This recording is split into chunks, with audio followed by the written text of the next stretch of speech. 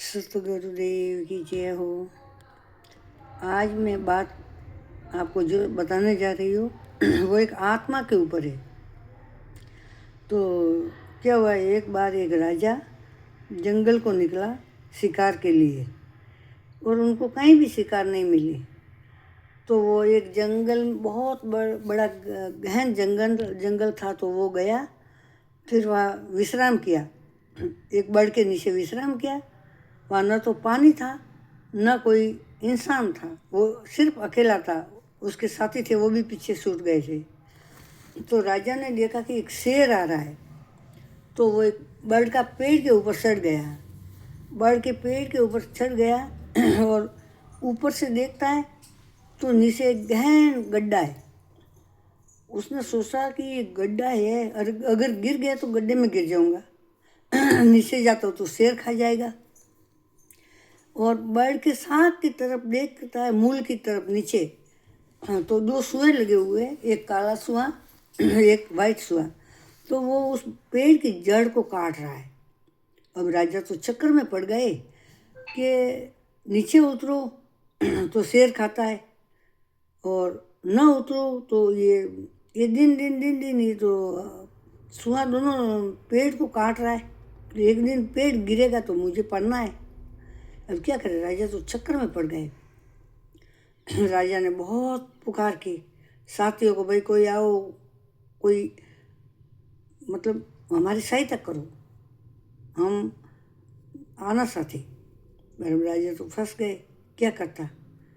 तो सब वो देख रहा था राजा, इधर गड्ढा है, इधर शेर है, और इधर दो, एक काला एक वाइट, दो सुआ है।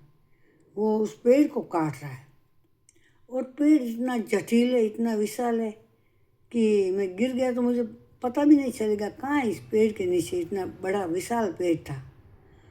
तो राजा इस चक्कर में सोच रहा था, साथियों को पुकार रहा था, लेकिन आने वाला तो कोई नहीं था उस जंगल में। सुनते ही कौन थे, वहाँ कोई मानव तो थे ही नहीं। अब राजा ये इस चक्कर में विचार करते करते करते राजा को हल्की सी नींद आ गई, और राजा की नींद टूट गई। आती फिर 2 सेकंड के लिए नींद आई, और वो बस ही उसकी नींद टूट गई, जग गया। तो राजा देखता है कि ऊपर शहद का सत्ता है, ऊपर देखता है शहद का सत्ता है।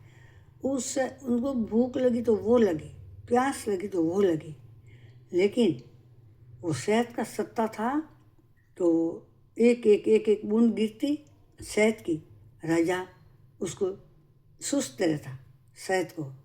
और राजा तो काला और वाइट सुआ भी भूल गया, राजा तो शेर को भी भूल गया, और राजा तो यहाँ तक कि वो गड्ढे को भी भूल गया कि आखिर एक दिन इस गड्ढे में गिरना है, वो भी भूल गया। और राजा तो मज़े से वो शहद को साट रहा है, चूस रहा है, और आराम से बैठा है। वो न तो साथियों को याद करता है कि भाई मेरे साथी कहाँ गए, मेरा महल कहाँ है, मेरा एक राजमहल है, सोने का महल है, वो महल कहाँ है, वो भी राजा तो भूल गए। राजा तो गड्ढे को भी भूल गए, राजा तो शेर को भी भूल गए, और यहाँ तक कि राजा उस सुओं को भी भूल गए। वही 2 सुए हैं, एक वाइट है एक काला है। तो पेड़ को काट रहा है, तो पेड़ गिरने वाला है, वो भी राजा तो भूल गए। तो ये कहानी के माध्यम से न तो सुआ है, न पेड़ है, न राजा है, और न शेर है। ये अपना शरीर ये पेड़ है, और दिन और रात ये काला सुआ है, और मौत है वो शेर है, और कब्र है वो गड्ढा है, और जो लोभ लालच, बहन माँ भाई परिवार बेटी बेटा, वो एक शहद है। ये इस लोभ में, इस मोह में इतनी मीठी शहद है कि सब को सब भूल गए राजा। और राजा है आत्मा, राजा आत्मा है, और उसका रावला, उसका महल, उसका घर, वो है परम पुरुष, परम पिता परमात्मा का घर। तो मानव जाति को चाहिए कि इस शरीर में बैठकर अपने घर की न भूले, अपने महल की न भूले। तो अपने शरीर के ऊपर है। आत्मा राजा है, आत्मा राजा थी और राजा रहेगा, लेकिन ये शायद अपना परिवार है। तो इस मौत को हमेशा देखनी है कि मौत आने वाली है एक दिन, तो सिर्फ परमात्मा की प्राप्ति के लिए जीना है और भजन सिमरन करना है।